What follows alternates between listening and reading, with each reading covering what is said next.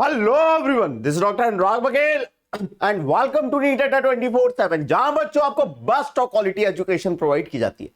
और आज मैं आपको 5 मिनट में अपना जो सॉल्यूशन चैप्टर है फिजिकल केमिस्ट्री का, उसके सारे फॉर्मूले रिकॉल करवा दूंगा। जो कॉलिगेटिव प्रॉपर्टीज है, सारे फॉर्मूले एक साथ लिखा दूंगा। अगर कभी आपको सॉल्यूशन चैप्टर रिवाइज करना है, बस इस 5 मिनट का वीडियो देखिएगा, आपके पास जितने मेजर फॉर्मूले हैं मैं उसे कंप्लीट कर दूंगा। चलिए शुरू करते हैं। क्या आप तैयार है मेरे साथ? चलिए शुरू करते हैं। अगर मैं कहूं मेरा सॉल्यूशन चैप्टर है क्लास 12 केमिस्ट्री का, तो याद रखना, सबसे पहले आपको याद रखना पड़ेगा इसमें वांट हॉफ फैक्टर। आपको क्या याद रखना है? Want half factor. Want half factor. Want of factor के सारे फॉर्मूले देख लो। वांट ऑफ फैक्टर के सारे फॉर्मूले देख लो। वांट ऑफ फैक्टर को आई से रिप्रेजेंट करता है। आई किसके बराबर होता है? Observe colligative property. Observe colligative property upon calculated colligative property. Calculated colligative property. अगर हमें वांट ऑफ फैक्टर निकालना है, ये किसके बराबर होता है? Observe colligative property upon calculated colligative property. इसको याद रखने का तरीका, आई वांट ऑफ फैक्टर, ऊपर ऑब्जर्व आएगा, नीचे कॉलिगेटिव आएगा। आई ओ सी करके याद रख लेना। कैसे याद करोगे? आई ओ सी करके। चलिए दूसरा फॉर्मूला सर, अगर मॉलिक्यूलर वेट के टर्म में निकालें तो normal molecular weight, normal molecular weight जो अपन एक्सपेक्ट करते हैं upon abnormal molecular weight. Abnormal molecular weight. Abnormal molecular weight. चलिए सर, ये दो फॉर्मूले सर। तीसरा फॉर्मूला जो हमें दिमाग में रखना है सर, नंबर ऑफ मोल्स अगर सॉल्यूट डिसोसिएट या एसोसिएट हो तो number of moles after dissociation और association upon number of moles before dissociation और एसोसिएशन। ये आपको वांट ऑफ फैक्टर याद करने का तरीका है। ये वांट ऑफ फैक्टर के आपको 3 अलग अलग फॉर्मूले। ठीक है sir?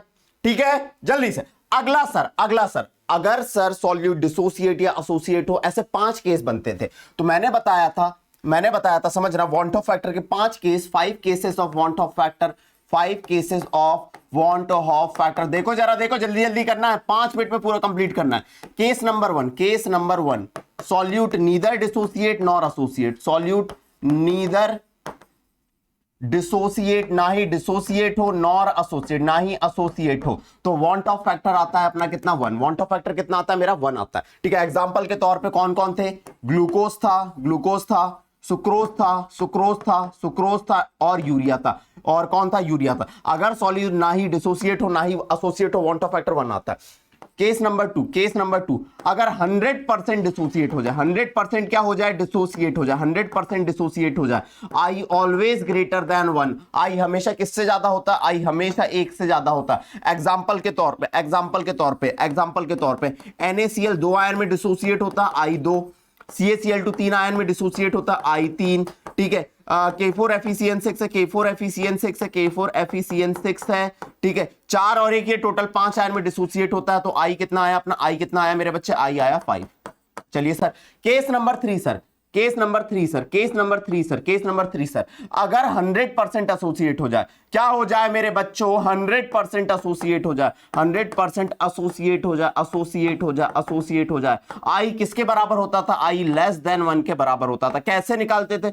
Number of mole after association upon before, इधर number of mole after dissociation upon before, मैंने जो फॉर्मूला लगाया। चलिए सर, केस नंबर फोर,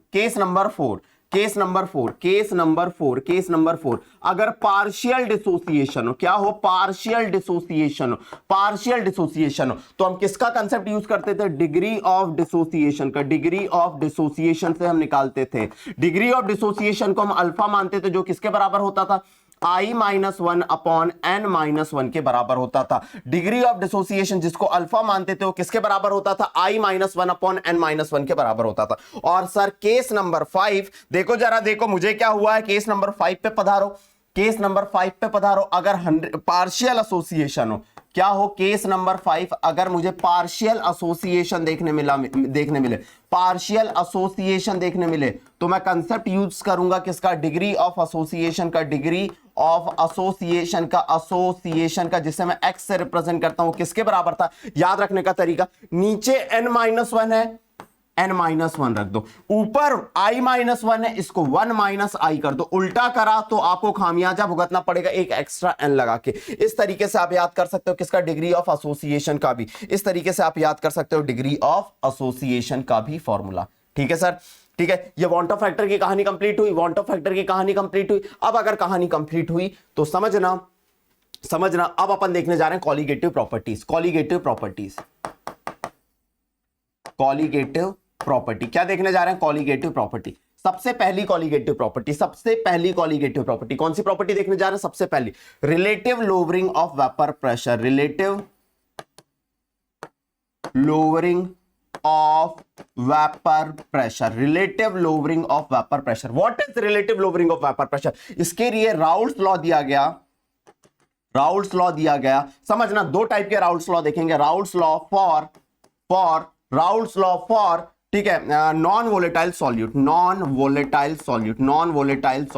जब हम क्या करते हैं मेरे बच्चे, किसी सॉल्वेंट में नॉन वोलेटाइल सॉल्यूट को मिलाते हैं तो हमको relative lowering of vapour pressure देखने मिलता है। उसका फॉर्मूला क्या होता है समझना, P0A minus PA upon P0A, ये है relative lowering of vapour pressure, is equal to mole fraction of non volatile solute. या सर इसको ऐसा भी लिख सकते हैं, P0A minus PA upon P0A किसके बराबर होगा, WB upon MB into WA upon MA। ये मेरा फॉर्मूला है, ये मेरा पहला फॉर्मूला, ये मेरा दूसरा फॉर्मूला। सर अगर मैंने दो वोलेटाइल सॉल्वेंट लिए तो राउल्ट्स लॉ क्या होगा, Raoult's law for two volatile solvent, अगर दो वोलेटाइल सॉल्वेंट लिए तो मेरा राउल्ट्स लॉ क्या होगा। तो इस केस में देखना, टोटल प्रेशर किसके बराबर होता है, PA प्लस PB के बराबर होता है, और टोटल प्रेशर क्या होता है, PA को अपन लिखते थे P0A XA plus P0B XB के बराबर। ये दो कंसेप्ट याद कर लें, ये अपना फॉर्मूला हो गया किसका, relative lowering of vapour pressure के। किसके फॉर्मूले हो गए, relative lowering of vapour pressure. चलिए सर अगला, दूसरा कॉलीगेटिव प्रॉपर्टी थी अपनी एलिवेशन इन बॉइलिंग पॉइंट, जिसको रिप्रेजेंट करते थे डेल टीबी से। ये किसके बराबर होता था, डेल टीबी किसके बराबर होता था, KB इंटू एम के, जहां पे m मोलैलिटी है, और डेल टीबी का फॉर्मूला क्या आता था, KB dot WB upon MB, molality, WB upon MB number of moles upon weight of solvent. अगर ग्राम में दिया गया है तो ऊपर 1000 से मल्टीप्लाई कर देते थे। ठीक है सर, ये डेल टीबी का फॉर्मूला। और डेल टीबी क्या है मेरे बच्चे, डेल टीबी क्या है, ये है सर TB माइनस T0B। क्या है TB माइनस T0B। सर तीसरा फॉर्मूला डिप्रेशन इन फ्रीजिंग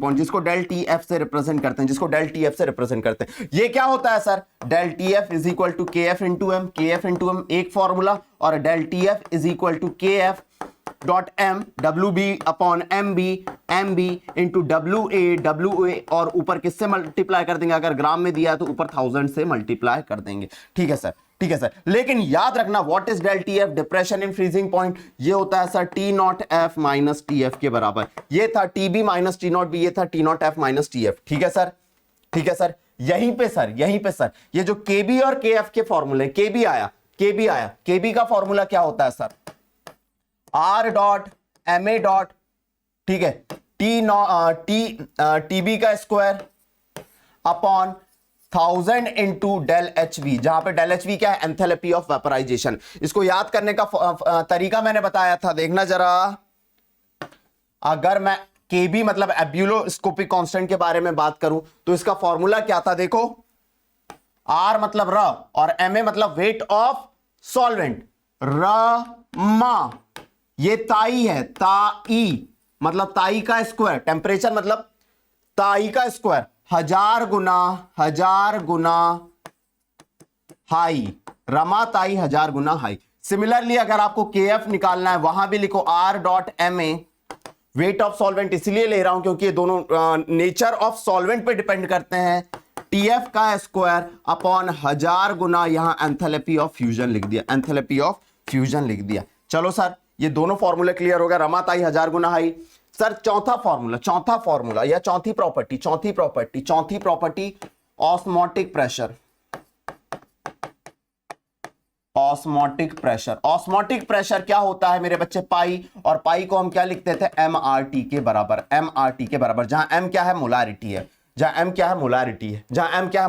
है, और अगर स्ट्रेंथ के बारे में बात करें तो SRT/MB अपना फॉर्मूला होता था। स्ट्रेंथ अगर दे दिया जाए तो SRT/ अपना MB फॉर्मूला होता था। ठीक है सर। नाउ सर अगला है हेनरी लॉ, जो सॉल्युबिलिटी ऑफ गैसेस के बारे में बताता है। वो क्या बोलता है? सॉल्युबिलिटी ऑफ गैस अगर मैंने मान ली क्या, partial pressure of gas is directly proportional to mole fraction, और P is equal to KH.X, जहां पे KH क्या है? हेनरी कांस्टेंट है। बोलो क्लियर है? अगर प्रेशर बढ़ेगा तो सॉल्युबिलिटी भी बढ़ेगी, और अगर टेम्परेचर बढ़ेगा तो सॉल्युबिलिटी घटेगी। ये अपने फॉर्मूले थे किसके? ये अपने फॉर्मूले थे सॉल्यूशन चैप्टर के।